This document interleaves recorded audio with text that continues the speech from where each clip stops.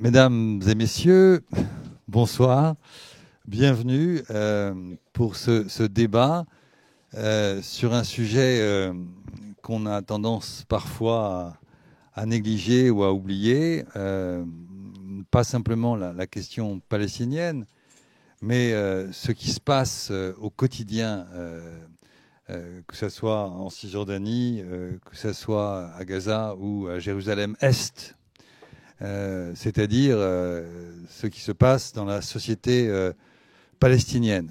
Et pour en parler, nous avons deux sociologues qui sont palestiniens et qui connaissent, pas simplement parce qu'ils sont palestiniens, mais aussi parce qu'ils sont sociologues, parfaitement les sujets dont nous allons discuter.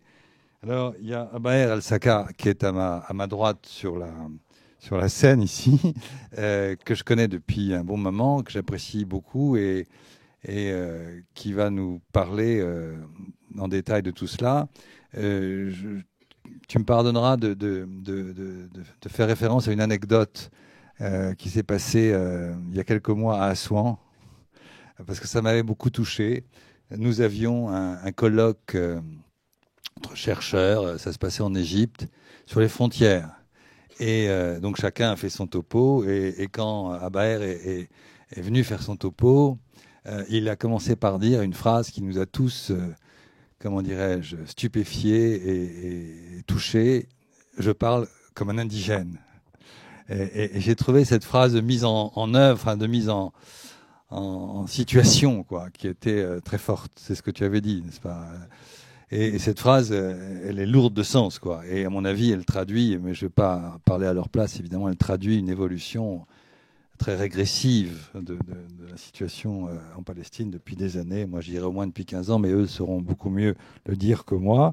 Et à ma gauche, Zbe, qui a fini une thèse il n'y a pas si longtemps, quelques années, 2 ans, 3 ans, qui est donc docteur, sociologue, qui a fait une thèse sur les ONG en Palestine, et c'est un peu de ça dont il parlera.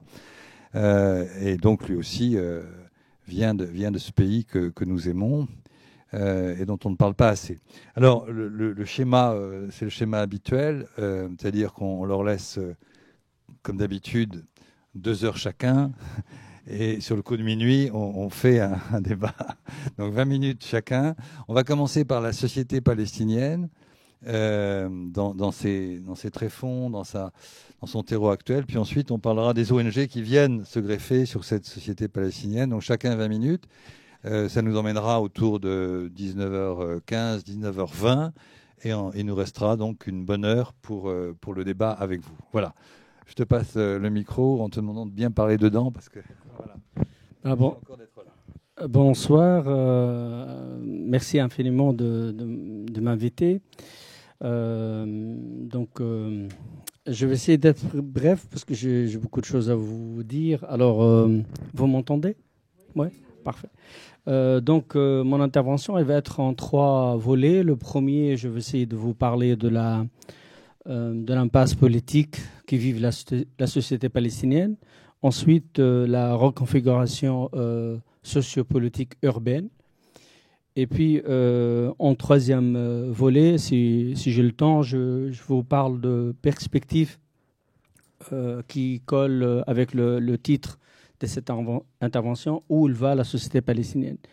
Actuellement, en fait, on est dans une crise qui dure. D'ailleurs, on devrait l'appeler autrement que crise, puisqu'il y a une fossé entre les dirigeants palestiniens et la population palestinienne. Alors, cette fossé, elle est plutôt politique, sociale, mais aussi économique. Il y a une impasse politique sur le projet. L'autorité palestinienne n'amène pas un projet. Il n'y a pas de projet politique clair. Il y a aussi un sentiment de désengagement politique dans le sens politicien de terme, c'est-à-dire qu'on n'est plus du tout engagé dans les partis politiques qu'on avait autrefois. C'est-à-dire qu'il y a un retrait de la jeunesse palestinienne des partis politiques et on s'oriente vers d'autres types des actions, ce qu'on appelle les actions individuelles. Donc, toutes les actions qu'on a depuis 3 ou 4 ans, c'est des actions individuelles et ça montre à quel point la société palestinienne elle est en crise et la jeunesse palestinienne ne trouve pas dans les partis politiques comme une interlocuteur ou un moyen de lutter. Donc, ils luttent en dehors de ces structures politiques qui n'ont plus du tout la légitimité. Ça, c'est premièrement. Deuxièmement, cette crise, elle touche toutes les institutions politiques sur le plan constitutionnel, c'est-à-dire le président de l'autorité palestinienne n'est plus du tout légitime depuis 4 ans. L'OLP qui a renouvelé à Mahmoud Abbas sa candidature, entre guillemets, elle n'est plus légitime depuis 20 ans. L'opposé de Mahmoud Abbas, qui est le chef de Hamas à Gaza, elle n'est plus légitime depuis 4 ans non plus, enfin même 5 ans. Donc on est dans une crise constitutionnelle assez importante qui pousse une bonne partie de la société palestinienne d'imaginer que tous ces gens-là ne sont plus du tout élus démocratiquement. Et donc, les actions collectives sont moins nombreuses. Même si on assiste sur le terrain, par exemple, la montée de nouveaux petits groupes palestiniens qui rêvent de reproduire le modèle de bénévolat qu'on avait durant les années 90. Donc actuellement, on a des petits groupes autour de l'université de Birzeit, mais aussi autour d'autres universités palestiniennes, qui regroupent des gens qui réfléchissent sur leur avenir, sur le travail de bénévolat, son engagement dans le terrain. Et ça montre que la société palestinienne bouge, mais timidement. C'est-à-dire qu'il y a une sorte d'immobilisme politique, si vous voulez. Et c'est lié, bien sûr, à ce que je développe dans mon deuxième volet. C'est l'influence de la politique de l'autorité palestinienne. L'autorité palestinienne, en réalité, depuis une dizaine d'années, mène un nouveau discours qui complète ce qu'on appelait le fayyadisme, un discours qui amène une conception un peu normative d'une vie normale dans une situation coloniale. C'est-à-dire, l'autorité palestinienne tente de convaincre la jeunesse palestinienne qu'on vive comme dans notre pays arabe. Donc, il faut consommer, il faut vivre normalement, il faut continuer à vivre comme l'occupation n'existe pas. Alors, quelqu'un veut me dire, mais l'autorité palestinienne n'a pas ce discours réellement. En réalité, l'autorité palestinienne a tout modifié, c'est-à-dire que l'autorité palestinienne maintenant qualifie les actions politiques non contrôlées comme des actions terroristes. L'autorité palestinienne mate la résistance. L'autorité palestinienne demande à la jeunesse palestinienne de s'engager dans la politique, ce qu'on appelle la politique symbolique, c'est-à-dire montrer l'image d'un nouveau Palestinien, comme on a fait via le chanteur de Gaza, Assaf, comme on a fait avec le changement de nom de footballeur palestinien devenu le Fidaï. Donc le Fidaï d'autrefois, le combattant d'autrefois, c'est le joueur de foot actuel. Enfin bref. Donc il y a tout un travail par la mise d'un nouveau discours et les médias ils travaillent pour l'autorité palestinienne. Alors, Sbeh, après, il va nous parler de rôle de bailleur de fonds pour créer pour aider à propagation de ce type de discours. Et à côté de ce discours, un nouveau discours normatif dans lequel la société palestinienne devrait, entre guillemets, vivre normalement. Alors, on déforme la réalité sur le terrain, c'est-à-dire que l'autorité palestinienne continue avec une bonne partie de la communauté internationale de qualifier la situation palestinienne comme une situation d'occupation, alors que nous, la nouvelle génération de sociologues palestiniens, on n'est plus du tout dans la logique d'occupation. Donc, on utilise le terme de la colonisation. Et comme d'ailleurs, je l'ai fait... notre ami, vous avez dit qu'à Oswan, j'avais dit en tant qu'indigène, puisqu'on est dans une situation coloniale pure et simple, après avec beaucoup de complications qu'on a connues ailleurs. Et je vais essayer de vous parler après de cette nouvelle tendance d'analyse qu'on utilise maintenant dans la société palestinienne. Alors, donc ce nouveau discours mené par l'autorité palestinienne, il faut des structures qui l'aident à généraliser ce nouveau discours normatif. Alors, la Banque mondiale, les bailleurs de fonds, bien sûr que Sber va en parler en détail, les acteurs, le secteur privé palestinien, qui prend une place considérable. Les hommes d'affaires en Palestine, ils gèrent la politique. Ils désignent la politique palestinienne.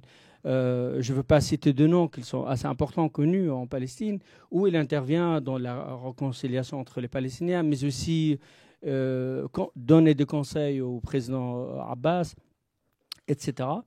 Et donc ce secteur privé, pourquoi il prend l'ampleur? Puisque la politique de la Banque mondiale demande aux Palestiniens de faire une politique néolibérale assez importante, dans laquelle, si vous retenez juste un chiffre que je vous donne, puisque il faut que je vous parle de terrain, 60% de la population de Ramallah sont surendettée.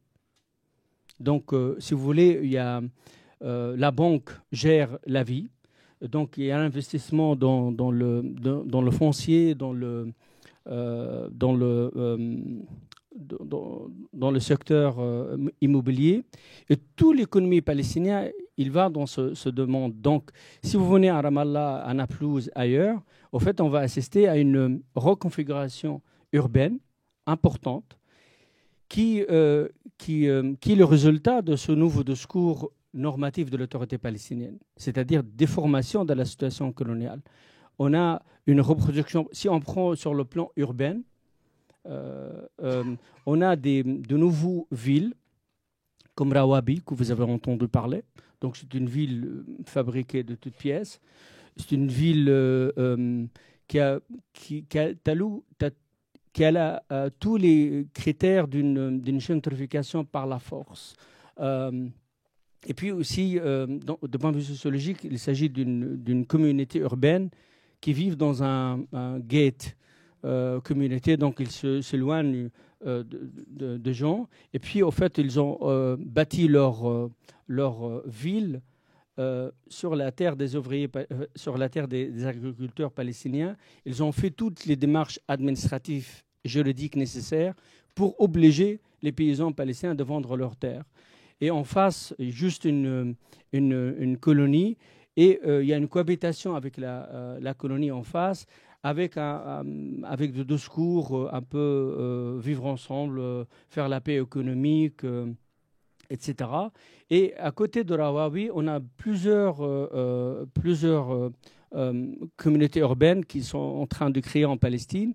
Alors cette création des communautés urbaines, des nouvelles villes, crée bien sûr de nouvelles couches sociopolitiques qui consomment comme d'autres sociétés arabes voisines consomment, et ça crée aussi une fossé entre cette petite minorité et toute l'ensemble de la population palestinienne. Donc, alors, à côté de cette reconfiguration urbaine, on a l'architecture coloniale qui décide, c'est-à-dire l'État colonial israélien décide de pousser la population de Jérusalem, en dehors de Jérusalem, vers Ramallah. Donc, avec des localités comme Kufar Aqab, qui est devenue une sorte d'une ville, que j'ai publié un ouvrage que vous le consultez en anglais, sur cette localité. Et donc, le colonisateur décide comment on peut faire chez les Palestiniens. Les Palestiniens appliquent. Et si vous voulez, l'architecture coloniale influence le paysage, parce que les Palestiniens, par exemple, reproduisent le modèle colonial, c'est-à-dire ils créent des communautés urbaines à l'instar des colonies israéliennes. Et puis, l'autorité palestinienne laisse faire, puisque le monde entier souhaite que cette situation perdure, continue, parce que ça montre que l'économie palestinienne est en bonne santé, etc. Et à côté de Kfar Aqab, on a un nouveau phénomène que personne n'a encore étudié, mais je pense que c'est très intéressant d'étudier. C'est Jénine, la ville de Jénine qui était assiégée pendant très longtemps. La ville de Jénine, maintenant, l'architecture coloniale, une deuxième fois, intervient dans l'attachement de l'économie palestinienne à ces économies, c'est-à-dire que Israël laisse les Palestiniens de 48, c'est-à-dire la première colonie, ce qu'on appelle Israël, d'aller s'alimenter à Jénine. Donc, il crée un nouveau centre commercial pour les Palestiniens d'Israël. Et toute l'économie de Jénine et les alentours, ils sont attachés aux Palestiniens de 48. Quelqu'un veut dire, oui, mais ça, c'est la logique commerciale. Mais en réalité, pas du tout. C'est la logique coloniale parce qu'Israël, si vous voyez, par exemple, toutes les déclarations depuis quelques mois, ils vont dans le sens de la colonisation. C'est-à-dire, il y a un projet de loi qui a été présenté par un groupe de droite israélien qui souhaite annexer la Cisjordanie, qui souhaite avoir un rapport dans lequel les Palestiniens redevient, et là je pense que Sper nous va parler plus de détails, redevient la main-d'œuvre pas chère. Et ça, avec l'aide de la communauté internationale, parce qu'on crée des zones industrielles. Donc chaque grande ville palestinienne, on a une zone industrielle dans laquelle les Palestiniens ils viennent de vendre leurs forces de travail. Donc, à l'heure actuelle, donc, cette reconfiguration architecturale coloniale, assistée par une montée de consommérisme, immobilisme politique, comme je vous avais dit, et puis un nouveau discours normatif dans lequel l'autorité palestinienne il fait tous ses moyens pour généraliser ces modes. Alors, dernier mot par rapport à la réalité politique qui est récente, quand on parlait tout à l'heure. Il reste encore quelques... D'accord. Donc, quelques éléments par rapport à deux points importants à mes yeux. Le premier, c'est le discours de Mahmoud Abbas aux Nations Unies. Et le deuxième, c'est la réconciliation interne entre le Fatah et le Hamas. Entre l'autorité palestinienne et le Hamas, pour dire ça justement. Alors, le discours de Mahmoud Abbas à l'ONU, c'est la continuité de la politique symbolique. C'est-à-dire, on ne gagne rien sur le terrain, mais on s'attache à ce que... on dit à l'étranger que la Palestine est devenue un État, l'État de Palestine, etc. Donc, ce proto-État de l'autorité palestinienne, le discours, il va pour renforcer cette image. Mais en réalité, Mahmoud Abbas a fait une déclaration assez dure pour les Palestiniens parce qu'il avait un discours hésitant, un discours dans lequel il demande à la communauté internationale de nous aider, un discours qui n'est pas basé sur le droit, mais basé plutôt sur la demande presque de la pitié. Et ça, c'est quelque chose de nouveau, si vous voulez, du point de vue palestinien de l'intérieur, c'est humiliant. Deuxième point négatif de discours de Mahmoud Abbas, Mahmoud Abbas est revenu en arrière du point de vue politique, parce que Mahmoud Abbas a dit alors, je demande au monde de choisir, soit créer, soit nous aider à réaliser le projet de deux États, soit on va à un autre projet, qui est un projet date depuis les années 20 chez les Palestiniens, c'est-à-dire la création d'un seul État unique avec des droits égaux.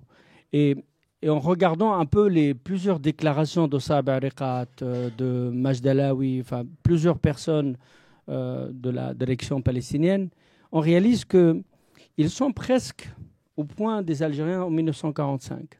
C'est-à-dire qu'ils imaginent qu'on peut vivre dans la situation coloniale, mais on demande juste une égalité de droits.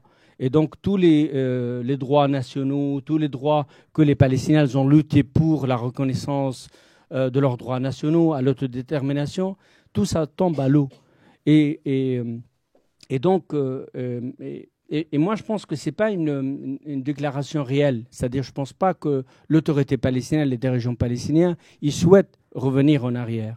Mais je pense que c'est juste un discours pour montrer à la population palestinienne, avant tout, qu'on peut avoir d'autres éléments de politique, qu'on peut encore jouer avec d'autres cartes politiques importantes, comme quoi on peut remettre en cause aussi les accords d'Oslo, on peut remettre en cause... mais ce n'est pas une stratégie, c'est ça qui gêne le public palestinien. Ce n'est pas une stratégie, c'est juste presque un chantage politique, puisqu'il n'y a pas de... L'autorité palestinienne n'a pas de discours de résistance, elle n'a pas une stratégie de résistance, même elle n'a pas une stratégie de résilience. Alors, dernier mot par rapport à la conciliation. Normalement, lundi prochain, le chef de gouvernement palestinien devrait se rendre à Gaza pour prendre la direction de la bande de Gaza, et le Hamas devrait laisser l'autorité palestinienne contrôler les frontières. Alors, c'est un terrain de mine, puisque on voit mal comment, en fait, on va vers la réconciliation, parce que la logique, c'est gérer la division.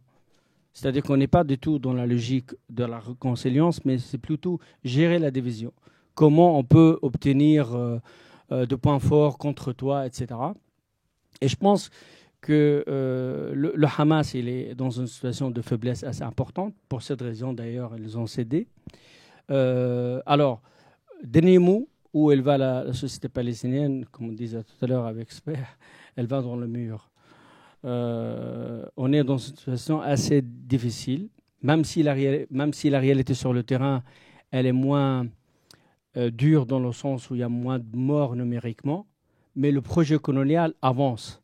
Le projet colonial ne laisse plus du tout de place pour un nouvel État, pour un nouveau État palestinien ou un nouvel État sur le terrain. Donc, si vous voulez, Israël souhaite annexer plus de terres, confisque plus de terres, et le projet colonial devient de plus en plus prononcé par les Israéliens. Tous les responsables israéliens, maintenant, ils cohabitent avec le terme de la colonisation. C'est-à-dire que Netanyahou récemment a dit dans une rencontre avec les Européens, il faut accepter Israël, qu'il soit colonial ou pas.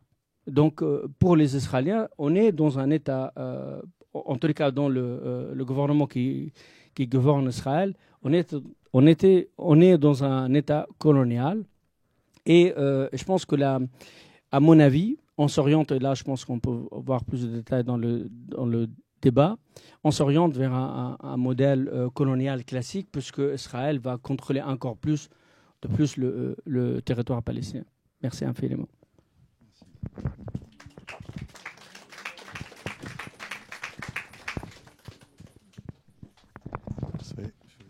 Merci. Bonsoir. D'abord, vous m'entendez? Oui. Je vous remercie de m'avoir invité, me donner l'occasion de parler de mon sujet. Et je remercie Abaher d'avoir évoqué pas mal d'éléments qui vont me servir pour mon intervention. En fait, où on est la société palestinienne, si on s'est posé la question il y a 5 ans ou encore il y a 10 ans, je pense qu'on aura toujours la même réponse. Personnellement, j'avais toujours la même réponse parce que c'est le cadre, si vous voulez, interprétatif que je vais présenter, en fait, je vais présenter, qui me sert en fait de dire que la réponse est toujours la même. Et j'essaye de mettre juste une seule expression que j'avais utilisée pendant ma thèse, qui me permet un peu de décrire la situation palestinienne depuis les accords d'Oslo. C'est ce que j'appelle la Palestine des bailleurs de fonds.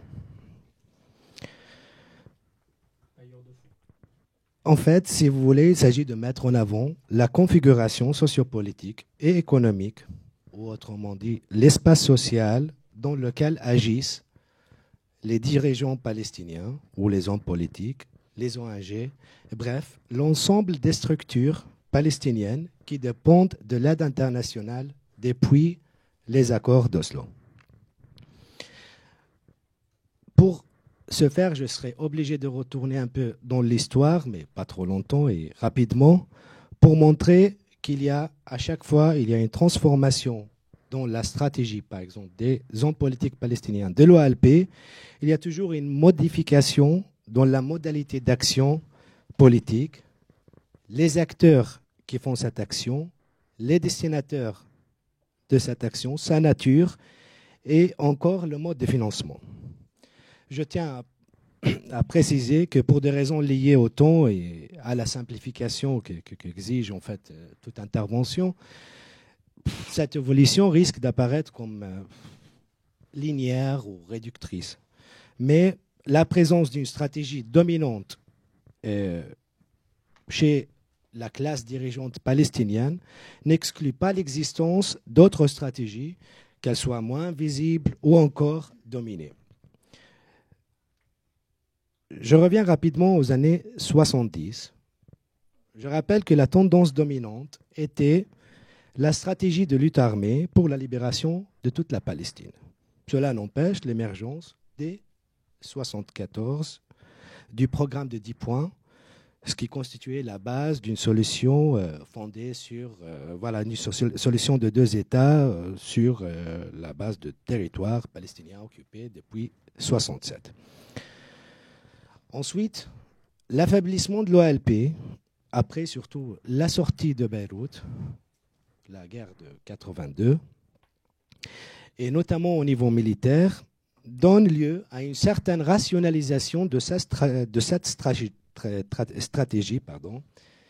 Et du coup émerge ce qu'on appelle la stratégie de la résistance par l'économie, ou la résistance économique, ce qu'on dit en arabe, le somoud, tenir bon. Comment on peut aider les Palestiniens à résister sur place. Donc, ce déplacement, si vous voulez, de l'action, c'est un déplacement de l'extérieur de la Palestine où l'action militaire, l'action de lutte armée venue de l'OLP, fixée à Beyrouth, à Amman avant, se déplace vers les territoires palestiniens.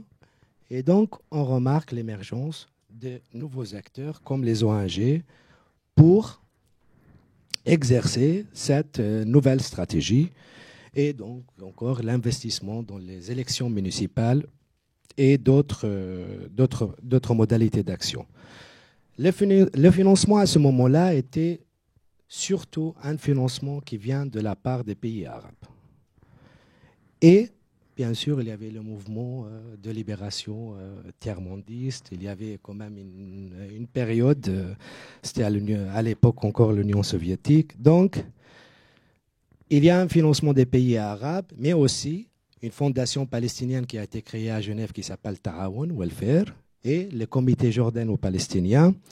Et ce qui fait que les actions menées sur place soient financées par cet argent qui était plus ou moins géré par l'OLP. De même, il y avait aussi des organisations internationales, notamment USAID, c'est l'agence américaine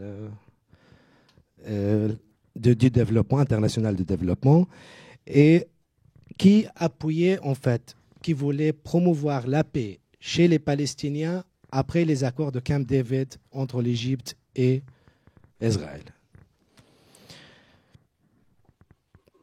Arrive après la guerre en Irak et la chute de l'Union soviétique, bien sûr.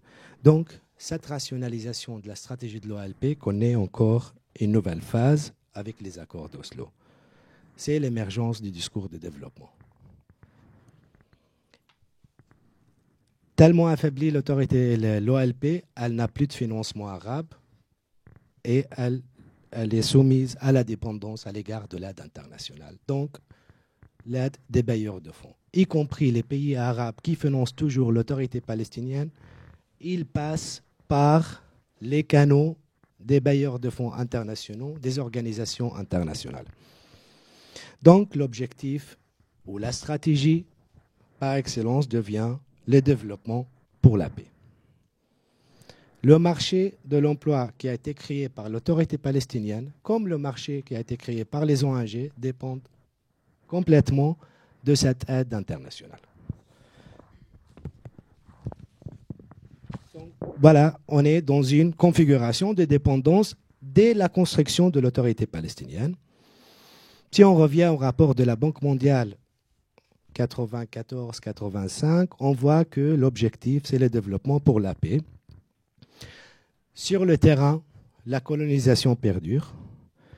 L'autorité palestinienne, à partir de la deuxième intifada notamment, devient un oxymore parce que autorités sont autorités, palestiniens sont l'être. Donc, si vous voulez, on commence à avoir une certaine réalité virtuelle pour décrire ce qui se passe. On parle de la paix alors que la colonisation s'accélère. On parle d'une avancée vers le développement alors que la situation économique se détériore.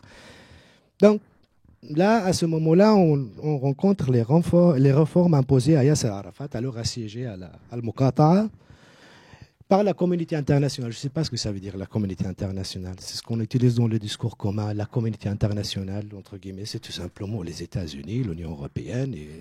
Qu'est-ce que ça veut dire, la communauté internationale? Qu'est-ce que cette catégorie homogène, comme s'il n'y a pas de rapport de force entre ces gens, comme il n'y a pas d'intérêt. Communauté internationale, elle est là, comme si on disait qu'il y avait une sorte de Dieu qui surveille le bien de ce monde et qui veut instaurer la paix partout. Voilà, donc voilà. La communauté internationale, au nom de la gouvernance, de la lutte contre la corruption de Yasser Arafat à l'époque, du terrorisme, voilà. On impose des réformes qui se traduisent concrètement par sa perte de pouvoir financier sécuritaire en faveur de qui? D'une triade. À l'époque, c'était Yasser Abou Mazen, Mahmoud Abbas, le président actuel. Le ministre de Finances à l'époque, c'était Salam Fayyad, ancien employé de la Banque mondiale. Et le ministre de l'Intérieur, c'était Dahlan, qui est le concurrent actuel d'Abou Mazen. Donc, on a 3 personnes. Donc, on crée un poste de Premier ministre qui, voilà, Abou Mazen devient le Premier ministre, le premier Premier ministre dans le territoire palestinien parce qu'il n'y avait pas un poste de Premier ministre. C'était Yasser Arafat qui se chargeait de tout. Après son décès, le décès de Yasser Arafat en 2007, voilà, Abou Mazen est élu et le Hamas gagne les élections législatives. Enfin, je reviens sur cette histoire rapidement. Je rappelle que le Hamas a été boycotté par cette communauté internationale de nouveau, incapable de payer le salaire de l'autorité palestinienne pendant plus qu'un an. Les ministères sont sans employés, les élus parlementaires sont arrêtés par l'armée israélienne. Donc, on a ce qu'on appelle la division palestinienne des puits entre le Hamas et le Fatah. Et après, qui prend aussi une signification géographique, Gaza, Cisjordanie. Arrive le Premier ministre, Salam Fayyad. Il forme un gouvernement de technocrates. Ses plans de développement se contentent uniquement de la Cisjordanie et il commence ses promesses en fait de construire l'État palestinien dont la première fois il a dit 2-3 ans, après il a encore de 2 ans et après on lui a reproché de ne pas parler de l'occupation. Il ajoute dans le deuxième plan le volet de mettre fin à l'occupation, mais comment? Voilà, on ne sait pas. Si jamais on revient sur ces plans en détail. Et contrairement au gouvernement de Hamas, il fut soutenu par la communauté internationale. On lui donne plus qu'il demande. Donc, à ce moment-là, le pouvoir symbolique et financier des bailleurs de fonds devient très visible pour le Palestinien qui ne se rendait même pas compte avant, si vous voulez. Et il y a certains chercheurs qui commencent à décrire la situation autrement. On ne parle plus de l'autonomie ou on ne parle plus de la paix. Donc, il y a un Lemort qui décrit cette configuration de la manière suivante. J'aime bien cette citation. Israël occupe, les États-Unis jouent, l'Union européenne paye et la Banque mondiale domine. Donc, Dans cette situation, on remarque que les Palestiniens n'existent plus en tant qu'acteurs dans cette configuration. Donc, cette configuration est appelée après Oslo, dans laquelle domine une nouvelle représentation de la réalité sociale. Et du coup, en fait, si vous voulez, la nouvelle modalité d'action politique des dirigeants de l'autorité palestinienne. Je vais mettre l'accent sur quelques points, quelques propriétés de cette configuration et de cette action. Il s'agit d'abord d'une lecture universelle de développement. Les problèmes, ce qu'a dit Abaher, de nature politique, notamment liés à l'occupation et à la situation coloniale, ils sont présentés en termes techniques, de compétences, ou encore à travers une lecture économique qui fait l'impasse sur le rapport de force et de domination. L'idée dominante chez les dirigeants palestiniens est ainsi de montrer que les Palestiniens sont compétents, surtout pas corrompus, de véritables partenaires pour la paix, capables de construire leurs institutions. Si on lit le rapport, le plan de Salam Fayyad, on trouve ces éléments. C'est ça l'esprit de ces plans. L'accent donc est mis sur la capacité de construire l'État palestinien tout en s'éloignant du politique, à la différence de Arafat. Le politique ici renvoie à toute action de résistance, comme l'a souligné Abaher, violente et parfois non violente, face à l'occupant. Cette lecture aussi prend sa racine dans le discours néolibéral et sa représentation de la société et de l'individu, en fait, sans aucune référence à la domination. Bourdieu dit par rapport à Pierre Bourdieu, par rapport au discours néolibéral, il vise à mettre en question toutes les structures collectives capables de faire obstacle à la logique du marché pur. Donc, parmi ces structures collectives, on trouve la nation, le peuple, les syndicats, les organisations politiques. Donc c'est normal que dans cette lecture, il n'y a aucune place pour les organisations politiques, il n'y a aucune place pour les syndicats, à part les trois secteurs, selon la lecture néolibérale, c'est le secteur public, la société civile, entre guillemets, et le secteur privé. Parce que moi, pourquoi j'ai mis entre guillemets? Parce que tout simplement, la société civile comme concept philosophique, l'usage de ce concept, en fait, il y a une certaine récupération économique au sens néolibéral de ce concept. Donc, cet usage qui renvoie plus ou moins à la scientificité de concept et à ce pouvoir, en fait, c'est juste pour dire que cet espace qui sépare le marché du secteur public, qui interdit au secteur public d'intervenir dans le marché et laisser ainsi le marché s'autogérer à travers la main invisible, toujours mal interprétée de Adam Smith, mais ça, c'est un autre débat. Et voilà. Donc, tout plan doit avoir un partenariat entre ces secteurs au nom de la bonne gouvernance, entre guillemets toujours, indispensable pour la lutte contre la corruption. Les Palestiniens sont corrompus, mais aussi ce qui permet de suivre le plan du développement, voire la démocratie. En bref, les contraintes structurelles qu'impose l'occupant ou qui découlent de la situation coloniale, et encore, la domination de bailleurs de fonds n'apparaissent pas dans cette lecture. La question est juste, ces acteurs palestiniens, est-ce qu'ils sont compétents? Est-ce qu'ils sont capables de faire quelque chose? Donc, dans cette configuration, je travaillais sur les ONG, mais je vais parler de l'autorité. Dans cette configuration, j'ai parlé des ONG, voilà, j'ai travaillé sur les ONG, donc je me permets de parler de l'autorité palestinienne. Celle-ci apparaît comme une grande ONG, mais avec des forces de sécurité dont le rôle est défini par les Américains selon les priorités israéliennes. Surtout à partir de Général Dayton. Il s'agit donc de combattre le terrorisme. Il y avait un débat dans la société palestinienne d'accepter ce concept qui passe partout maintenant. Et donc voilà, maintenant, c'est intériorisé même dans les discours politiques palestiniens. Lorsqu'on parle plus de la résistance, on parle de terrorisme en fait. La coordination sécuritaire entre les agences de sécurité et les Israéliens ne se fait plus en fait au niveau central. Ça se fait entre eux, des officiers en fait.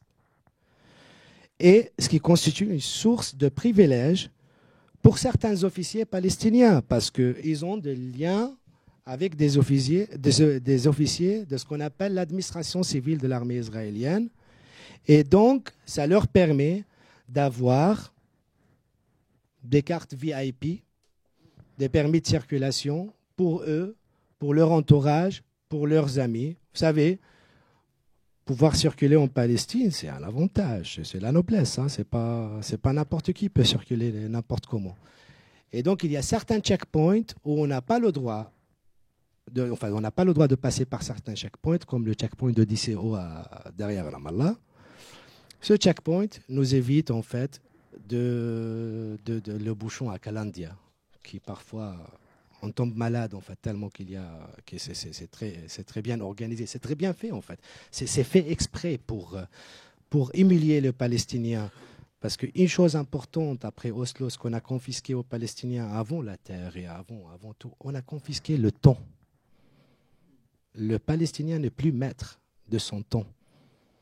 Il passe le temps à la maison pendant le couvre-feu, il passe le temps au checkpoint, c'est l'arbitraire, mais absolument, la règle, c'est l'arbitraire. On ne peut pas, à certains moments pendant la deuxième infidèle, on était incapable de donner un rendez-vous pour le lendemain parce qu'on ne savait pas si on serait toujours là et si jamais il n'y a pas de couvre-feu, il n'y a pas de checkpoint. Voilà. Donc la question de temps, c'est important. Et c'est lui qui détient un permis qui permet à un Palestinien de plus ou moins maîtriser son temps, même sous la condition coloniale avec un permis, c'est quelqu'un qui a des privilèges. Donc, si vous voulez, il y a une certaine culture de gratitude des officiers palestiniens envers les officiers israéliens qui leur donnent ces privilèges et qui font profiter leur entourage. Et il y a, c'est une certaine... Je dirais, dans les pratiques, ça légitime plus ou moins la position de certains. En externe, ça c'est en interne en fait au niveau. En externe, l'action politique des dirigeants palestiniens est par excellence le plaidoyer. Les plaidoyers. Le plaidoyer, c'est destiné à, toujours la communauté internationale, s'impose comme interlocuteur, interlocutrice. Mais cette action est exécutée par des technocrates qui parlent l'anglais, parce qu'il faut aussi, lorsqu'on s'adresse à la communauté internationale, c'est plus le français, maintenant c'est l'anglais, et maîtrisent le mot-clé de la rhétorique néolibérale. Et donc, il y a une certaine, je dirais, élitisation de l'action politique et la réduction de cette action politique à l'action unique. Voilà, c'est le plaidoyer. Le plus important de cette action, c'est le langage, parce que son langage et ses appuis normatifs, ses revendications se fondent sur le droit international et non pas sur les revendications nationales, comme ce fut le cas dans les années 70 avec l'OLP. Donc, il s'agit, pour le dire autrement, d'un discours très politiquement correct qu'on se permet de l'utiliser pour convaincre la communauté internationale de la justesse de notre cause ou encore pour gagner la sympathie internationale, comme le disent Hussein Ara et Ahmed Khalidi dans leur article qui a été traduit en fait par Orion 21, fin de route pour le mouvement national palestinien. Ils plaident pour dire voilà, Abou Mazen, c'est la dernière personne avec qui vous pouvez signer des accords. C'est la seule personne légitime. Et donc voilà, pour avoir la sympathie internationale, c'est la seule source palestinienne en fait, c'est la sympathie internationale. Donc, l'action du plaidoyer est aussi une action médiatisée, qui repose, comme le démontre Dobry, en fait, dans la sociologie des crises politiques, sur la communication. Donc, il y a un enjeu important de communication. On est face aux événements modernes qui se créent à la télé et par les pubs. Si les bailleurs affichent toujours leurs projets, en fait, partout au nom de la visibilité et de la transparence, l'esprit fondé sur la mise en scène se répand pendant en fait le mandat de Fayyad. Vouloir prouver que les Palestiniens méritent un État ou encore méritent de vivre apparaît dans la manière dont ils fêtaient les événements organisés pour le record de Guinness. Donc tout le monde voulait, c'était le plus grand plat de knafa, le plus grand plat de maftoul, je ne sais pas quoi. Mais c'est vrai, en fait c'est ridicule, c'est tellement ridicule et ça me fait mal au cœur lorsque je parle de ça. Mais ces événements ont été présentés par les agences, par les médias, comme des événements historiques, comme si ils vont changer le déroulement de l'histoire et la tracée de l'histoire. C'est exactement la même chose avec le discours d'Abou Mazen. Lorsqu'il a fait son discours il y a quelques jours, ou en 2011, on était il était fort, il est courageux. Mais la seule chose qu'il fait Abou Mazen, c'est les discours. Même il ne se déplace pas en Cisjordanie. Et donc, à chaque fois, il fait un discours, il y a les grands écrans en fait, qui s'installent dans les centres-villes. Il y a les sympathisants qui sont là pour fêter le discours parce que c'est un discours historique qui va changer le déroulement de l'histoire. C'est la même chose on fait avec le chanteur dont il a cité tout à l'heure, Mohamed Assaf. Donc entre Abou Mazen et Mohamed Assaf, il n'y a pas grande différence.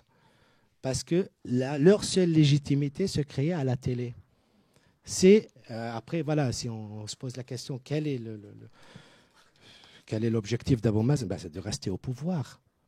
Vous savez, dans la société de cour, être noble, c'est déjà quelque chose de très bien. Donc, il voulait tout simplement rester noble, même si on est obligé de payer beaucoup plus de ce qu'on gagne, ça mérite, parce que la noblesse exige, n'est-ce pas? Et c'est la même chose, Abou Mazen, voilà, donc rester au pouvoir, c'est pas 4 ans à Baher qu'il est plus légitime, c'est depuis 2009. Donc, il y a 8 ans. Mais puisqu'on a confisqué le temps, on ne se rend plus compte. Qu'il reste encore 10 ans, ça change quoi? Le siège de Gaza, c'est depuis quand même plus de 12 ans maintenant. Oui. Donc, lorsqu'on analyse le discours d'Abou Mazen, que ce soit adressé à l'ONU, à l'Assemblée générale de l'ONU, ou adressé au 7e congrès du Fatah, il est face aux Palestiniens, mais il ne s'adresse pas à eux. Il s'adresse à la communauté internationale. Même lorsqu'il parle en arabe, il est face aux Palestiniens. Parce qu'il ne voit plus personne devant lui. La seule légitimité d'Abou Mazen, c'est son discours destiné à la communauté internationale. Une dernière caractéristique, et je termine là. C'est la question de consommation dont il a parlé à Baher et les facilités d'obtenir des crédits bancaires avec pour objectif surtout la consommation. Ça a été instauré ou ça a été aussi pendant le gouvernement de Fayyad, qui est un ancien employé de la Banque mondiale, pour comprendre, en fait, c'est un fonctionnaire des organisations internationales. Cela concerne surtout les salariés qui ont des salaires fixes. Voilà, c'est les salariés normalement. Les salariés, il y a 2 types, plus ou moins en Palestine. C'est les salariés de l'autorité palestinienne, des ONG, des universitaires. Donc, il y a une certaine catégorie sociale. Et pour encourager les gens à acheter, à s'investir dans l'immobilier, acheter des appartements et surtout des voitures. Il y a plein de voitures en Palestine. C'est un parking. La consommation de ces biens est ainsi vue et perçue comme une valeur sociale, ce qui renvoie au rang social. Moi, docteur, c'est honte. C'est honteux pour moi si je me déplace à Ramallah à pied. Il faut avoir ma voiture et pas n'importe laquelle, une nouvelle. Sans parler en fait de combien de douanes on doit payer. Donc, cette consommation n'est pas mesurée par rapport aux revenus, mais par rapport au salaire qu'on doit recevoir. Donc, il y a une nécessité de recevoir ce salaire dans l'avenir. Donc, une sorte d'institutionnalisation de la dépendance de l'aide internationale et à travers laquelle on instaure une société de contrôle aussi par les crédits bancaires. Le besoin, ce n'est pas nos besoins urgents, mais c'est le besoin que l'offre construit l'offre, donc c'est le secteur privé. Lorsqu'on se pose la question qui importe les voitures, là, on trouve la réponse. Lorsqu'on voit qui gère le secteur de télécommunications, là, on trouve la réponse. Lorsqu'on voit que on n'a rien fait pour le transport public en Palestine, à part construire des gares au centre-ville, des gares pour les taxis de service. Ces gares, à qui, en fait, appartiennent ces gares? C'est l'ensemble de gens que Abaher n'a pas nommés, qui à la base étaient à la tête de la fondation Ta'awun, qui finançait le sommet de la résistance par l'économie, qui ont pu conquérir le marché palestinien après Oslo. Donc, c'est le capitaliste palestinien qui ont fait un certain mariage avec les dirigeants de l'autorité palestinienne, y compris les fils de Mahmoud Abbas. Donc, je vais terminer, je suis désolé. Donc, il y a aussi, j'aimerais bien aussi, voilà, ce secteur privé, il y a la question de sécurité. Vous savez, ce qui manque en Palestine, c'est la sécurité. Mais on a quand même des sociétés de sécurité et une concurrence entre ces sociétés de sécurité, dont l'une appartient au fils d'Abou Mazen et l'autre appartient à un ancien partenaire d'Abou Mazen. C'est exactement pareil avec le secteur de télécommunications. Donc, dans cette société de contrôle, société de consommation, où il y a... Après, on fait la consommation au nom de la patrie, même y compris le nom des entreprises de télécommunications. Wataniya, c'est patriotique. Donc, lorsqu'on paye, lorsqu'on consomme, c'est on consomme pour la patrie, alors qu'ils achètent leurs produits, leurs services à Israël. Donc, cette société de consommation ne se réduit pas uniquement aussi à la question de services ou de produits, mais aussi au niveau de la représentation de la réalité sociale et de l'action politique. Rien de ce nouveau se passe en Palestine. Donc, c'est pour dire la question qu'on se pose aujourd'hui, si on l'a posée il y a 5 ans, si on l'a posée il y a 10 ans, avec ce cadre interprétatif, en fait, c'est de voir, en fait, de mettre l'accent sur les structures qui influent sur les Palestiniens. Donc, on voit que le temporaire devient éternel, l'exception devient la règle, le statu quo, alors, risque de perdurer. Et bien que les 5 ans de transition des accords d'Oslo sont passés sans rien, et bien que le mandat de Mahmoud Abbas soit achevé en 2009, ça ne change rien, ou encore bien que le mandat de Fayyad est fini, soit fini sans rien ramener, ce n'est pas grave non plus, ou encore, et pire, et bien que la colonie se rapproche des maisons palestiniennes situées dans la zone A. Moi, c'est ce qui me choque, c'est depuis ma maison, je vois la colonie, elle est devenue la voisine, alors que moi je suis parti pour la France. La colonie, c'était vraiment un petit quartier de notre village. Bref, le siège imposé à Gaza, les négociations qui se font au nom de la réconciliation s'inscrivent en fait dans cette ligne de gratification-sanction. Si vous suivez la représentation politique, économique et sociale de la réalité qu'on a de votre réalité et que vous cédez à toute revendication qui ne correspond pas aux normes des bailleurs, aux normes de ce qu'on appelle la communauté internationale, là, vous allez avoir de l'aide. Si vous faites ça, voilà, votre sort, c'est tout simplement ce qui se passe à Gaza. Donc, loin de ce discours de terrorisme, donc c'est un moyen de contrôler. C'est tout simplement pour dire que l'argent qu'on reçoit, c'est pour la sécurité d'Israël. Comme l'a dit Amir Haas à certains moments, les charges de l'occupation sont, en fait, le coût de l'occupation sont pris en charge par la communauté internationale, par les bailleurs de fonds, et je dirais encore plus, cette aide qu'on donne aux Palestiniens devient des profits pour les Israéliens, parce que nous, on consomme d'où, on achète où. Qu'est-ce qu'on fait avec cet argent, ces devises internationales qui arrivent? Je vous remercie et je suis désolé pour...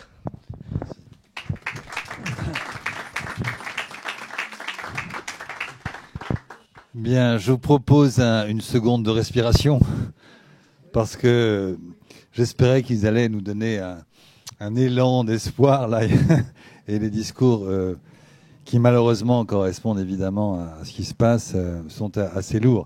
Donc on va passer maintenant à la deuxième phase. Alors juste peut-être une anecdote, le temps que vous réfléchissiez à vos questions, même si je suis sûr qu'elles sont déjà là. Une anecdote, j'en ai cité une tout à l'heure avec toi, mais j'ai eu l'occasion de rencontrer à 2-3 reprises Salim Fayyad dans son bureau. La première fois, il m'avait beaucoup parlé de son projet avec un petit bouquin qui expliquait que tout allait... Enfin, c'était assez un peu surréaliste quelque part.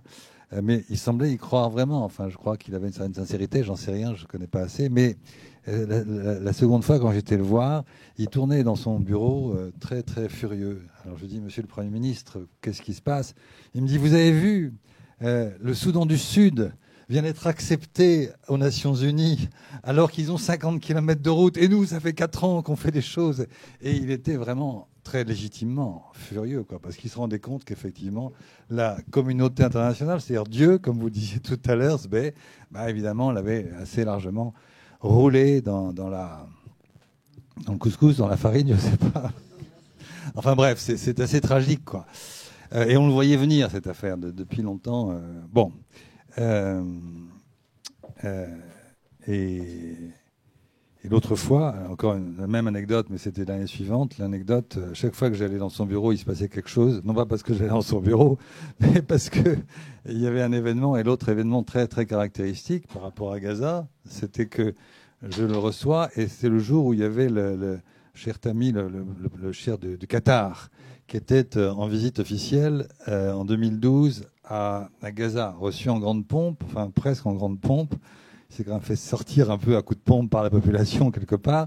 Enfin, et je dis, Monsieur le Premier ministre, je pose une question par an à Salam Fayyad, pourquoi vous n'êtes pas là?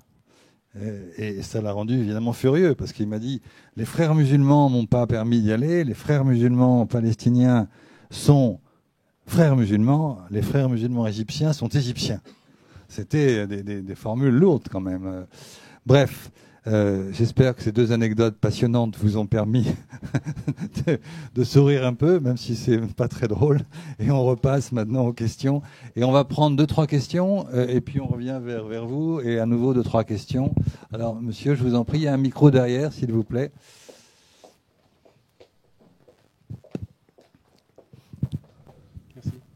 Vous n'avez parlé ni l'un ni l'autre du mouvement de BDS, de qu'est-ce qu'il représente à l'intérieur. Je ne parle pas de ce qui se passe ici à ce sujet-là. Et est-ce qu'il y a quelque chose de consistant dans une forme de réaction et de résistance autre que celle officielle? Merci. Une deuxième question, monsieur. On va commencer par ceux qui sont là. Des questions brèves. Oui. Bonsoir et merci à vous deux. En fait, j'ai deux questions pour chacun. Par rapport, en fait, quand vous avez parlé de l'architecture coloniale, vous avez parlé de Jérusalem-Est, comment bosser en fait vers Ramallah, des villes à l'image de la colonie. Mais qu'est-ce qu'il vaut l'architecture coloniale en fait de modèle qu'est-ce qu'il fait à Gaza en fait dans la bande de Gaza? La deuxième question, c'est pour Sbeh, quand vous avez parlé qu'il avait le trio qui ont hérité Arafat. Vous avez parlé d'Abbas, Dahlan et Fayyad. Abbas, il est toujours là, qui en fait c'est le volet politique de négociation. Dahlan, il est toujours là, le volet sécuritaire. Même en fait, c'est en forme d'action individuelle. Il est où Fayyad et pourquoi il n'est pas toujours là? Une dernière question, allez-y, madame. Oui, je voudrais savoir si vous mettez toutes les ONG dans le même sac, parce qu'il y a des ONG de très large dimension, puis des petites ONG. Et puis, j'aimerais bien que, à nous, militants locaux, vous nous disiez votre point de vue. Lorsque, par exemple, on achète de l'huile palestinienne, est-ce qu'on a tort? Est-ce qu'on a raison? Est-ce que ça rapporte à qui? Voilà. Ok. On revient vers eux et puis on repart après vers vous. Qui veut commencer?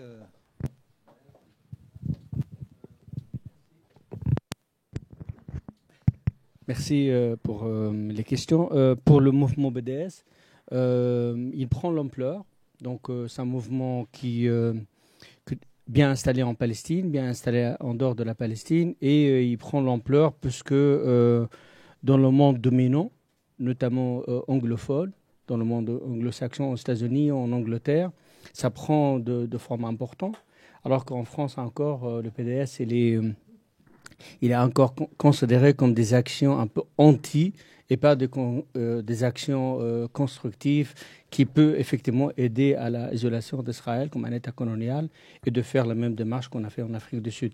Donc le BDS, il est considéré par les Palestiniens comme une action à se tenir, à le faire. Et nous, on est le premier à Birzeit à le lancer et puis on défend toujours le BDS. Pour l'architecture coloniale, quand je parlais de l'architecture coloniale, donc je parlais de sens bien sûr urbain, mais aussi le sens foucaultien, c'est-à-dire que il y a une politique de contrôle, une politique de gentrification, une politique de séparation de routes, de séparation de lieux, de domination par l'espace, mais aussi toutes l'appareil militaire, sécuritaire israélien qui travaille pour isoler les Palestiniens dans des cantonnements. Et le modèle le plus extrême de cette architecture coloniale, c'est Gaza, bien sûr. Erez, c'est de point de vue, donc il y a le travail passionnant de notre collègue américo-palestinien Helga Tawil, qui a fait un travail magnifique sur comment les Israéliens, via la technologie, instaurent d'autres modes de contrôle, puisque à Gaza, en fait, il n'y a pas de contrôle direct. Donc, en fait, le soldat, à partir de l'auteur, adresse au public, et puis le Palestinien ne le voit pas, c'est presque un fantôme. Et ça crée un sentiment assez particulier. Et comme Gaza, vous connaissez parfaitement, comme Gaza depuis toujours était le laboratoire d'essai, et puis en fait, on fabrique tout d'abord à Gaza, on examine à Gaza, ensuite si ça marche, on l'emporte en Cisjordanie. Et c'est pareil, en fait, Israël utilise l'architecture coloniale aussi pour toutes les démarches sur Belaïn, Nalin et toutes les actions menées par les communautés populaires palestiniennes, mais aussi avec les internationaux. Pareil, en fait, Israël utilise les rencontres de vendredi pour expérimenter de nouveaux armes, de nouvelles méthodes, films. Donc, c'est un terrain d'entraînement gratuit sur le corps des Palestiniens. Donc, l'architecture coloniale, dans ce sens-là, elle va... Israël possède tous les moyens. Et puis, comme le disait Sber, justement, donc, par rapport à l'appareil sécuritaire palestinien, juste pour rappeler le public que Salam Fayyad, par exemple, il avait un plan qui s'adresse à la communauté internationale, comme quoi je veux réduire le budget de la sécurité palestinienne de 33% à 28%. Entre guillemets, c'était ça le challenge. Donc, il a descendu un peu, mais le budget sécuritaire palestinien, il est à 28%. Tandis que l'État d'Israël, par exemple, qui a un État colonial, qui a une armée super sophistiquée, son budget annuel d'armement, mais aussi sécuritaire, beaucoup moins important que chez les Palestiniens. Et on revient à ce qu'ils disent, j'espère, justement. Au fait, il y a à peu près 180 000 hommes armés. Ils travaillent dans les appareils sécuritaires à Gaza et en Jordanie. Et aucun Palestinien sont en sécurité. C'est ça le drame. C'est-à-dire que presque 25%, une bonne partie du budget palestinien, il va à la sécurité et aucun Palestinien sont en sécurité. C'est ça le drame majeur. Alors, juste rapidement, pourquoi il est où Fayyad? Fayyad, c'est un homme de la Banque mondiale. Il est revenu comme il l'était autrefois, c'est-à-dire il est devenu un conseiller, devenu cette catégorie d'experts. Donc il est consultant, il fait des rapports sur la faisabilité des projets politiques, économiques, mais il n'a aucune chance de revenir. Après, si la communauté internationale vont le ramener de nouveau avec Mohamed Dahalan, c'est possible aussi. Donc, puisque la communauté internationale décide la politique en Palestine, ils peuvent ramener leurs hommes facilement. Vous remettez, en fait, il était nommé pour la reconstruction en Libye il y a 2-3 ans. Oui, bien sûr, oui. Oui, et puis il y a des proches de Mahmoud Abbas, ils sont aussi conseillers, comme Nasser al-Qudwa est devenu médiateur à un moment donné en Syrie. Merci. Merci. Je reprends les questions. En fait, pour le BDS, pour ne pas répéter ce qu'a dit. En fait, le souci en Palestine, que pour avoir un discours cohérent de BDS, de boycott surtout des produits israéliens, dans une société où 90% de sa consommation provient d'Israël, il faut avoir une infrastructure qui produise en fait. Une infrastructure qui produit ces produits. Donc, après Oslo, le souci, il y avait je ne sais pas combien, centaines des usines de chaussures à Hébron. La majorité a fermé. À Naplouse, il y a la thèse de Véronique Bonton qui parle des entreprises, des usines de savon. Il y en avait, je ne sais pas, des centaines pareil. Il reste 3 ou 4, dont une usine qui met le label israélien pour pouvoir vendre le produit au nom de la Terre Sainte ou je ne sais pas quoi.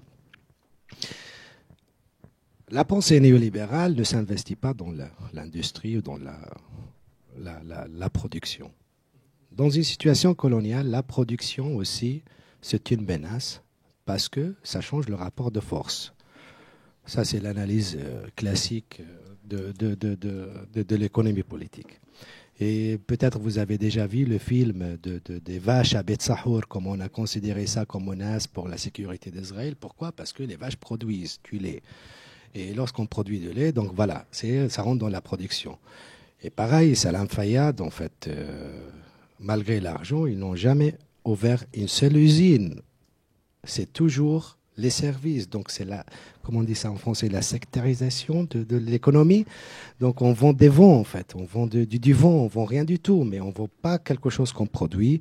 Donc c'est ça en fait, c'est, si vous voulez, mon souci, enfin le problème majeur de la question de BDS en Palestine, dans le territoire surtout occupé.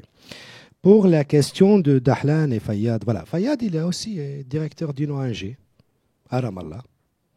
Et il avait un problème avec Abou Mazen parce que toujours il voulait contrôler le fonds que Fayyad avait pour cette ONG. Donc il a aussi une ONG avec qui il travaille avec Yasser Abdrabou et d'autres. Dahlan, tu sais, il fait la concurrence à Mahmoud Abbas depuis les Émirats. Est-ce qu'on met les ONG dans le même sac ? Bien sûr que non.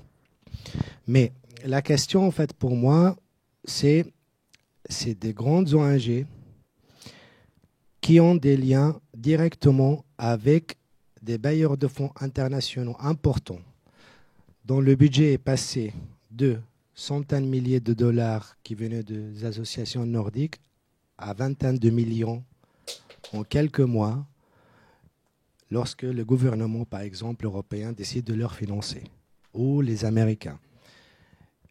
C'est notamment, par exemple, pendant la deuxième intifada, où l'autorité palestinienne sous Arafat était boycottée. L'argent qui était destiné à l'autorité palestinienne allait donc aux ONG. Ces ONG sont devenues beaucoup plus importantes que le ministère, que l'autorité palestinienne parfois, que les organisations politiques auxquelles elles étaient affiliées. Donc ils ont contribué à ce que j'appelle l'évacuation du politique. Les militants qui étaient dans les organisations politiques deviennent des employés dans ces structures. Leur engagement militant qui était dans le cadre de parti devient un engagement professionnel qui suit plus ou moins la lecture que je viens de donner. C'est cette question de plaidoyer, cette question de la revendication nationale qui s'appuie plus ou moins sur le droit juridique et le droit international. Donc non, quand on achète l'huile d'olive, bien sûr que non, mais il faut voir aussi l'ensemble des choses, parce que moi, ce qui me gêne parfois quand on achète une bouteille d'huile d'olive, on a l'impression qu'on a libéré la Palestine. Non, malheureusement que c'est pas le cas. Et après, j'aimerais bien aussi rappeler que malgré l'argent que reçoivent l'argent, le ministère de l'Agriculture, en fait, la question palestinienne, la question de terre et de réfugiés. Donc les réfugiés, ce sont des dossiers qu'on a mis à côté. Des dossiers, ce n'est plus une cause, ce sont des dossiers. On le traite autrement. Ziad Klo, en fait, parlait bien il n'y aura pas d'État palestinien, le livre. Vous précisez que le ministère des Affaires étrangères palestiniennes, entre guillemets, a changé le nom.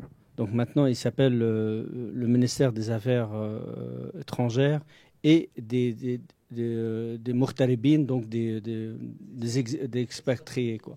C'est-à-dire, c'est pas des réfugiés, donc ça change complètement.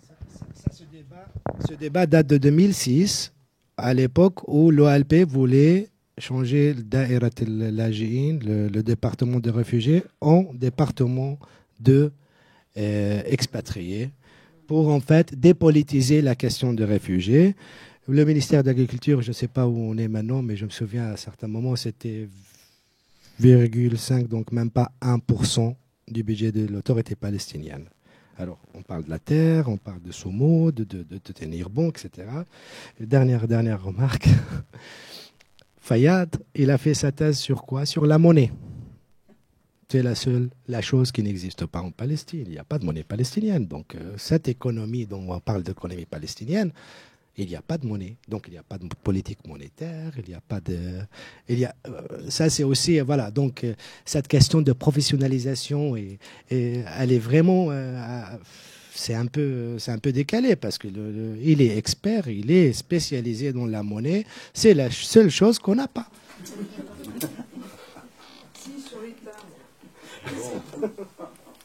Bien, après ces paroles revigorantes, merci. On va pouvoir passer à une deuxième série. Monsieur, vous avez un micro derrière vous. La société palestinienne a du mal à faire connaître sa pensée parce qu'il n'y a pas d'élection. Alors je voulais vous poser une question à vous, sociologue. On voit passer de temps en temps des sondages. Il y a un institut de sondage à Ramallah. Est-ce que vous connaissez les gens qui y travaillent? Quelle est la crédibilité? Ils ont sorti récemment un sondage sur des élections, une simulation d'élections présidentielles. Est-ce que vous pouvez nous donner le point de vue des professionnels? C'est intéressant. Est-ce qu'ils sont aussi bons que nos sondeurs à nous, quoi? C'est ça le sens de la question. Monsieur, allez-y. Oui, je voulais, à propos des réfugiés qui sont en Palestine, ils sont pas sous l'autorité palestinienne, ils sont dans leur propre gestion. Quelle est leur situation? Comment vivent-ils par rapport à ce que vous venez de dire? Une troisième question derrière vous. Donc, merci pour les intervenants. Moi, j'ai 3 questions. La première, c'est qu'on a l'impression que l'autorité palestinienne, depuis qu'elle est là, elle s'est greffée à un fonctionnement qui était là, qui fonctionnait plus ou moins bien. Donc voilà, quel est votre sentiment, vous, par rapport à ça?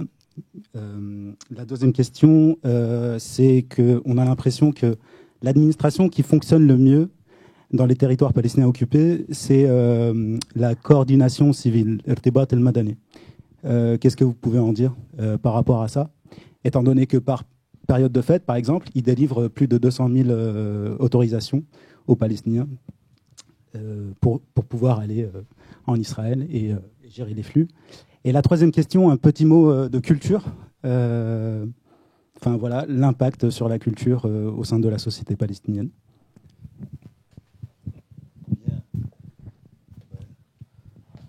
Bien, merci beaucoup.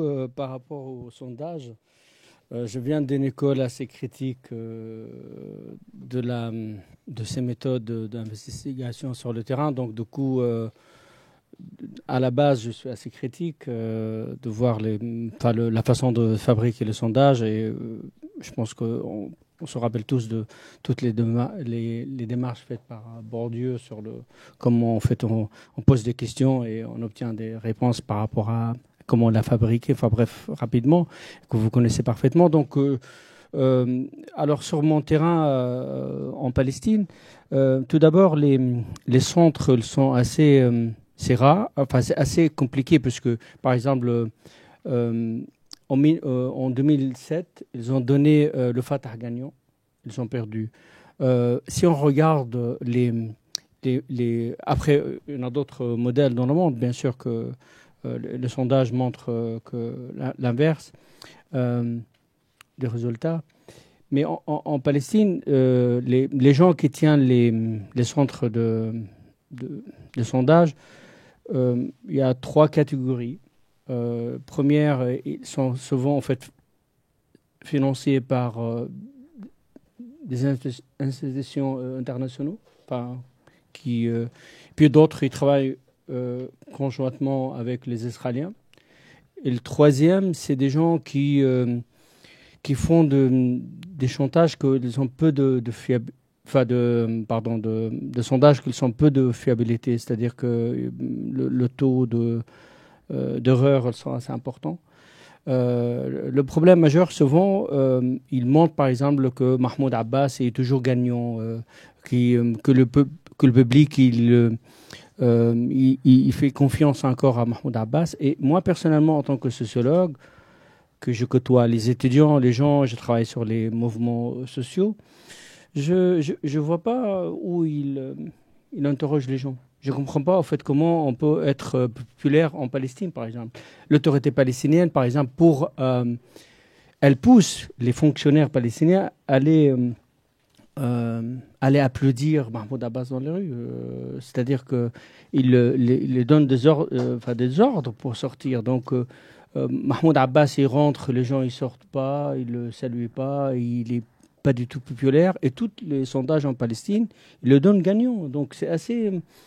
Donc, je suis assez réticent, même méfiant. Par rapport aux réfugiés, effectivement, donc, les réfugiés en Palestine dépendent de l'UNRWA, mais il y a des pressions de la communauté internationale, entre guillemets, sur l'UNRWA pour réduire les sommes, de subventions. Il y a tout le temps des grèves de la part des réfugiés contre la politique, réduire les budgets de l'UNRWA. Et puis, le volet réfugiés en Palestine, il est compliqué parce qu'il y a un rapport entre les réfugiés et l'autorité palestinienne assez compliqué. Mais aussi, si vous voulez, mais j'ai pas le temps de développer ça. Il y a aussi des rapports compliqués entre les citadins et les réfugiés. Donc, c'est assez compliqué le volet réfugiés citadins, entre guillemets. Donc, c'est pas un volet simple. Et je crois que j'ai pas le temps de dire plus. Par rapport au retour de l'Idara al-Madaniya, au retour de l'administration civile qui existait autrefois. Oui, les Israéliens maintenant, en fait, ils ont mis en œuvre plusieurs projets dans les permis, qu'ils sont souvent calculés en fonction de leurs besoins économiques.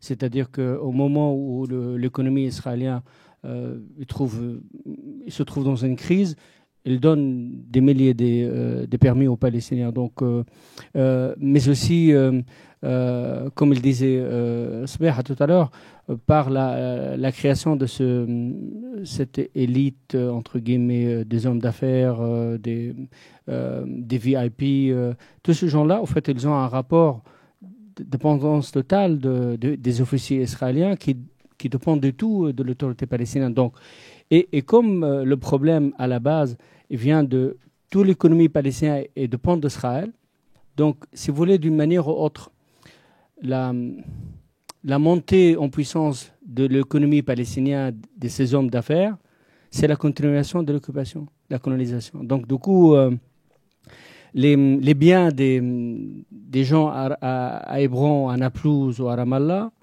dépendent de la continuité du projet colonial. Donc du coup, au fait, Israël, par ces biais-là, laisse les Palestiniens, entre guillemets, entretenir la colonisation et ils croient qu'ils ont gagné. Pour la culture, alors si le chiffre de l'agriculture est minuscule, le chiffre pour la culture, c'est minime. Et récemment, il y a eu un grand débat dans la société palestinienne parce que Mahmoud Abbas a créé, il avait un projet réalisé d'ailleurs, il a créé une sorte d'un palais résidentiel dans un pays colonisé, sur un modèle un peu mauresque de l'Espagne musulmane d'autrefois. Et donc, ça fait un grand tollé parce qu'il se trouve juste à côté de l'université de Birzeit, tout le monde le critique. Et récemment, quelqu'un de ses conseillers lui a conseillé de faire une bibliothèque publique. Donc, un grand débat, alors pourquoi faire ça, etc. Et je pense que via ces petits gestes de l'autorité palestinienne, il voit parfaitement comment en fait, la politique se trouve un peu marginalisée. Après, sur le plan politique, si vous voulez, indigène, entre guillemets, c'est très animé. Il y a beaucoup d'activités politiques, parce qu'effectivement, il y a beaucoup de monde dominant. Il vient financer des festivités à Ramallah, de toutes sortes. Donc, c'est très animé, si vous voulez, du point de vue culturel. Mais par contre, seulement concentré à Ramallah. Et là, je reviens à ce que j'ai tenté de dire dans mon intervention, c'est-à-dire que cette architecture urbaine actuelle crée de nouveaux centres en Palestine, tue les centres urbains historiques, et puis crée d'un nouveau rapport avec le centre périphérie. Par exemple, il y a très peu il y a plus d'essence entre Ramallah et toutes les périphéries, quoi. Et ça crée Ramallah comme une grande ville. Et au fait, si on s'oriente vers ce qu'on appelle une ville-État, même s'il n'y a pas d'État, mais c'est un concept sociologique qui veut dire que c'est comme on est à Amman. En dehors de Amman, il n'y a rien en Jordanie. Et on est en train de créer ce modèle où Ramallah, tout est concentré à Ramallah. Donc la ville de Ramallah devient une ville attirante et toutes les autres Palestiniennes sont des villes où les gens ils souhaitent quitter. Merci. Pour les sondages, rapidement, en fait, ce n'est pas exceptionnel en Palestine. Ça suit plus ou moins ce qui se passe en France. Ça fait partie de ce que Bourdieu a appelé l'opinion publique n'existe pas. Ça se construit. Pour faire l'opinion. Donc, moi, il faut juste voir qui finance ces centres. Il y a une variété. Et quel est le sujet en fait d'enquête. Il y a plusieurs éléments à prendre. Moi, j'ai analysé juste un seul sondage sur la bonne gouvernance en Palestine, qui a été financé par, je me souviens plus. Bref, donc ce sont des sondages qui sont pris en compte pour faire l'opinion et construire certaines opinions, comme en France. Et il y a eu des élections en Palestine, mais on n'a jamais respecté. Enfin, en 2006, on a eu des élections, mais on n'a pas respecté. Et quand il y a pareil au niveau local, au niveau de municipalité, lorsqu'on choisit quelqu'un qui dérange, il est tout de suite arrêté par les Israéliens.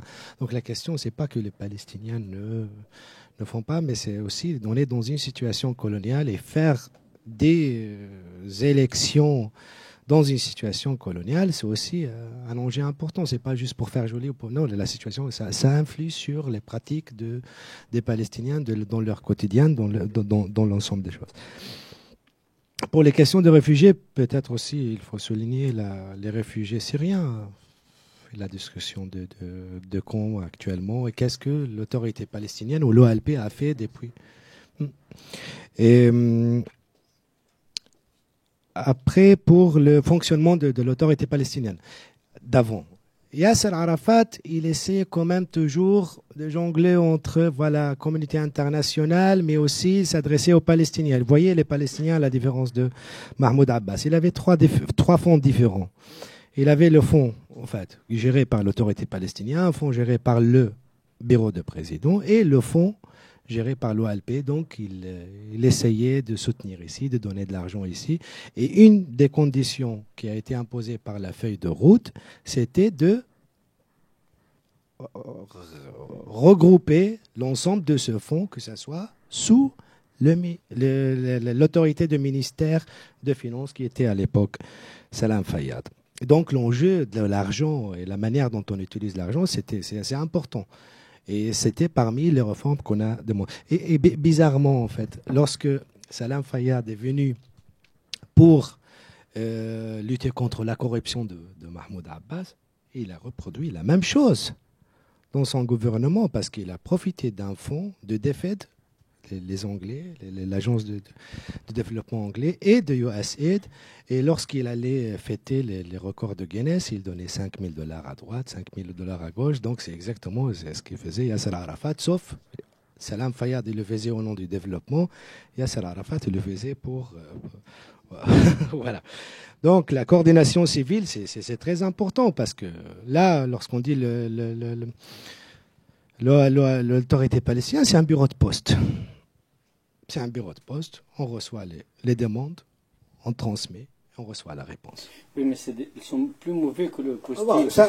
C'est le bureau de poste après la privatisation en France, en fait.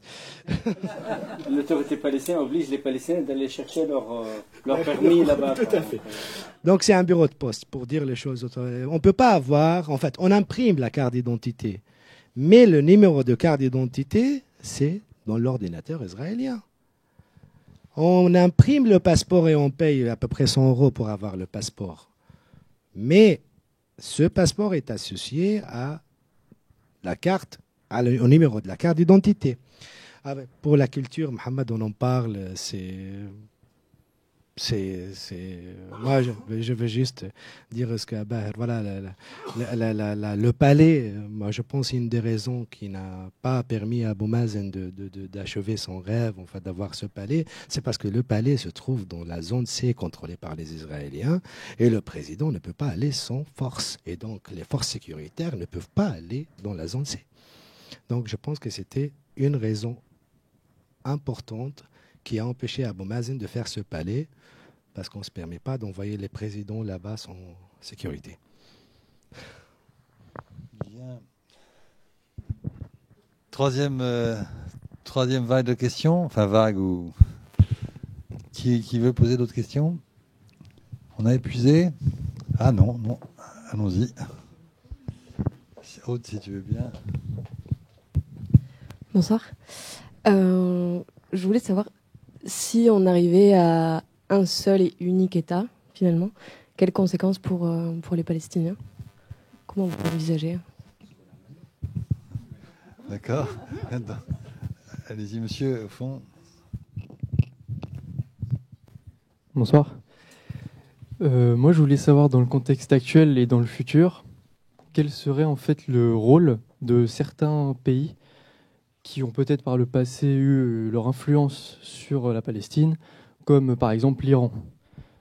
L'Iran dont l'embargo a l'air de se dissiper, il pourrait y avoir un changement des rapports de force favorable à l'Iran et donc éventuellement à une reformation d'une résistance en fait en Palestine. Je voulais savoir votre avis là-dessus. Éventuellement une deuxième question. Quel avenir pour la jeunesse en fait? Comment la jeunesse palestinienne voit son avenir en fait en Palestine ou peut-être l'émigration, etc. Merci. Et puis, autre dernière question.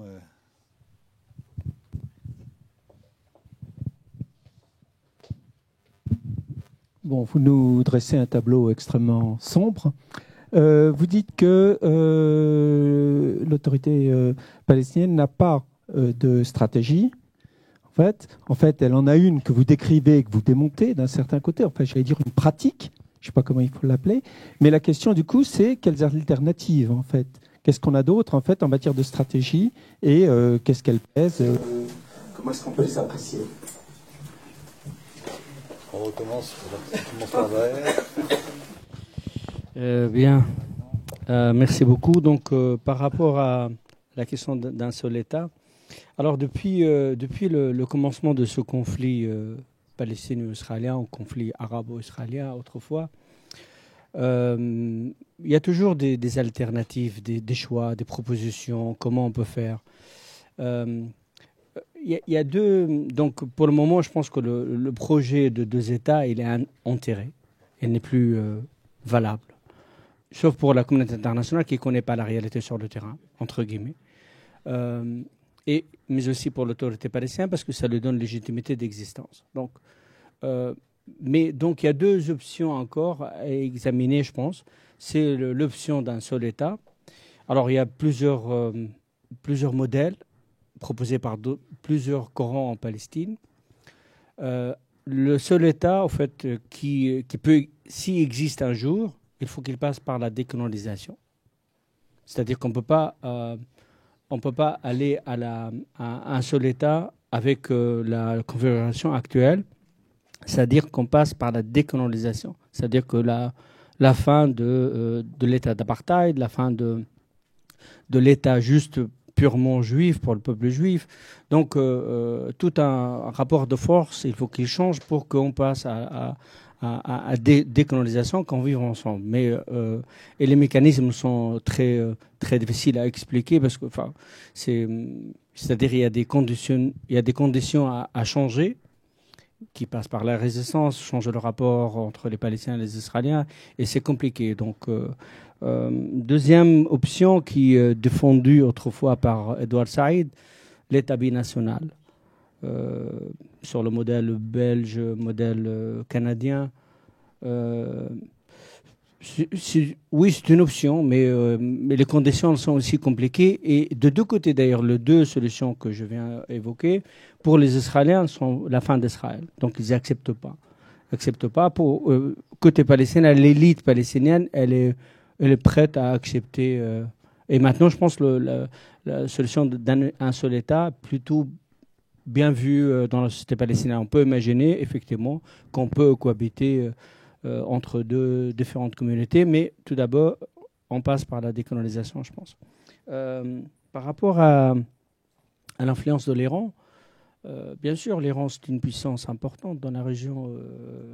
Donc, elle influence sur des petits mouvements qui sont ralliés à la Syrie, à Hezbollah. Donc, effectivement, oui, il y a une influence qui est tout à fait important. Et maintenant, il y a des lignes d'approchement entre l'Iran et le Hamas, puisque la Syrie est en train de gagner, le régime syrien est en train de gagner sur le terrain. Donc toute la donne politique change. Je pense que les acteurs palestiniens, ils prennent ça en considération aussi. Par rapport à la jeunesse palestinienne, au fait, par rapport au mot que j'ai entendu par rapport à l'immigration, la jeunesse de Gaza souhaite partir. Ça, c'est sûr et certain. C'est-à-dire que tous les entretiens que j'ai eus avec des collègues, des amis, des voisins, enfin bref, montrent que la situation à Gaza est invivable. Donc beaucoup de gens à Gaza rêvent quitter Gaza. En Cisjordanie, si on regarde de près, d'une manière un peu objective, le nombre de personnes qui sortent, le nombre de personnes qui rentrent, on n'est pas vraiment dans un phénomène d'immigration. Une petite couche de la population palestinienne qui est très jeune souhaite partir à l'étranger. Mais comme les Palestiniens ont appris des leçons de passé, il y a très peu de Palestiniens qui souhaitent quitter la Palestine définitivement. C'est très peu. Et on a le phénomène inverse. On a des enfants de la diaspora qui rentrent au pays. Et ça, c'est quelque chose peut-être assez marquant, si vous voulez. Ça ne veut pas dire que la jeunesse palestinienne, elle voit sa situation dans une situation assez bien, pas du tout. Mais c'est-à-dire que le choix d'aller s'émigrer, enfin partir à l'étranger, il n'est pas vraiment à l'ordre de jour. Pour le moment, je pense que beaucoup de gens ils se retirent des actions, se retirent de la politique, se mettent à côté, ils font dans le silence. Par rapport à dernière intervention, remarque, par rapport à la stratégie, l'alternative, c'est de dépasser ce cadre. Ça fait 25 ans. Donc ça fait 25 ans qu'on est dans la logique de deux États. Israël confisque des terres, Israël propage, Israël fait tout, et puis l'autorité fait rien. Donc à mon avis, la stratégie, c'est de retour à la résistance. Retour à la résistance. La résistance, c'est la stratégie. La résistance dans toutes les sortes de résistance, le BDS, le boycott, la résistance populaire, armée. Les Palestiniens devraient décider une stratégie de résistance. C'est à eux de décider. Je pense que tout le monde pense qu'il faut faire quelque chose, il faut résister. Et je pense que la faiblesse de l'autorité palestinienne n'a pas de stratégie de résistance. Pour cette raison, je pense qu'Israël continue à hausser les plafonds, c'est-à-dire que chaque jour, il dit aux Palestiniens, vous allez nous faire ça, vous allez reconnaître le caractère juif de l'État d'Israël, il n'y aura pas, je sais pas, c'est-à-dire que, et je crois que du point de vue historique, parce que moi, j'aime pas ce qu'ils font certains Palestiniens de dire qu'on est dans l'exceptionnalisme, etc. Moi, je pense que c'est déjà vu dans l'histoire. Plus le projet colonial avance, plus qu'il devient plus... ils souhaitent plus bouger parce qu'ils se sentent menacés. Et je pense qu'on devrait apprendre de leçons d'autres projets coloniaux ailleurs. Et voir, par exemple, il y a beaucoup de similitudes avec la France en Algérie. Il n'y a pas beaucoup de similitudes avec le pays anglophone parce que le modèle réussi des Américains a été réussi parce qu'effectivement, les Américains ont exterminé les populations indigènes. Les Palestiniens sont 12 millions. 12 millions dans le monde. Israël n'a pas pu exterminer les Palestiniens. Donc, on est 12 millions, on pose un problème pour Israël. Donc, l'avenir d'Israël, et au fait, il y a beaucoup de sociologues écrits et réfléchis que l'avenir n'est pas garanti. Ce n'est pas un modèle réussi. La colonisation israélienne n'a pas réussi. Et c'est ce que nous donne, nous, les Palestiniens, la force d'imaginer que, puisqu'il n'a pas réussi, on devrait résister encore. Peut-être on va changer le rapport de force.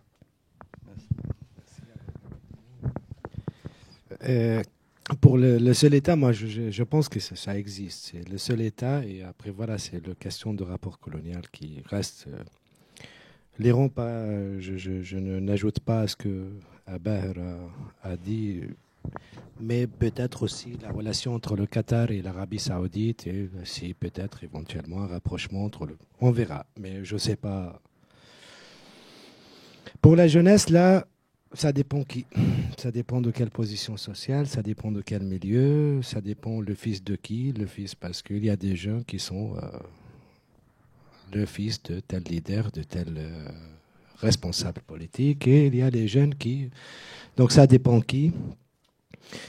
Et moi, mon expérience personnelle, quand je rentrais en Palestine, il y a des jeunes de mon village qui venaient à la maison pour les aider en fait à avoir des visas pour venir en France ou n'importe où.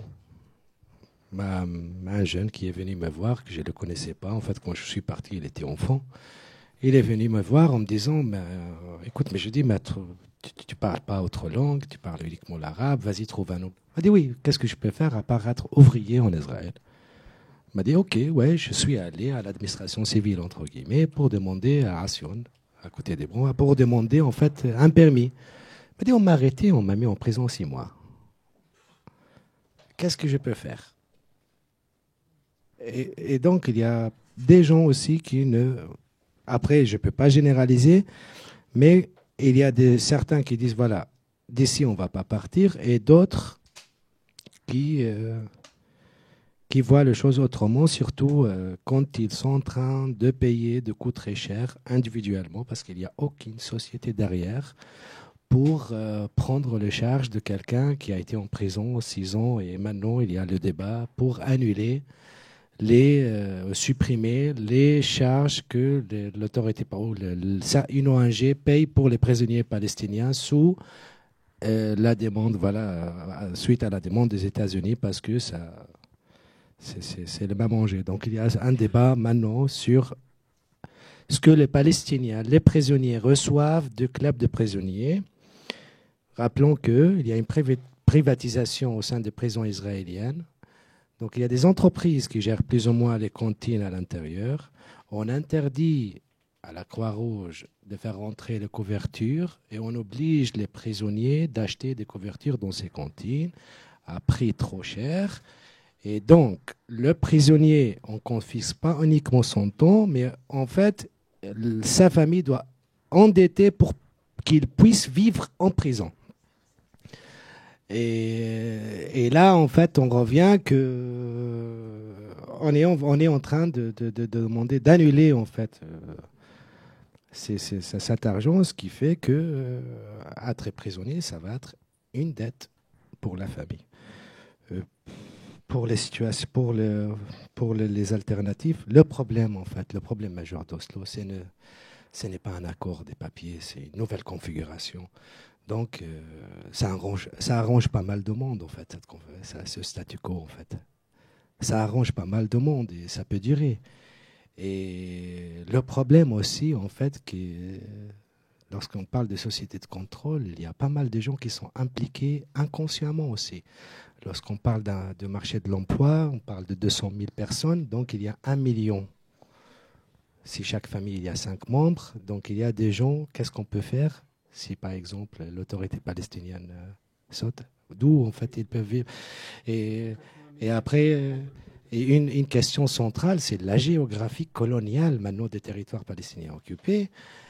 Lorsqu'on parlait, par exemple, des centres-villes, Naplouse, l'ancienne ville, Jéricho, GPS, maintenant, ça ne repère pas Naplouse, ça repère la colonie d'à côté qui date de 10 ans. Et après, quand on voit l'infrastructure d'autoroute, l'autoroute principale en Cisjordanie, c'est les autoroutes qui lient les colonies. Et l'entrée principale de ces villes qu'on peut fermer à clé, comme Ramallah, Bethléem, on peut fermer à clé, vraiment à clé. Et donc, leur entrée, c'est vraiment un petit schéma, comme si c'était vraiment le quartier d'à côté ou je ne sais pas quoi. Donc, voilà, la géographie coloniale n'est plus la même pour... donc, voilà. C'est un peu... Bien, on va sans doute s'arrêter là. Merci infiniment, même si c'était difficile. Je crois que c'était passionnant d'entendre ces regards lucides sur la cité palestinienne. Merci à tous les deux et bonne soirée.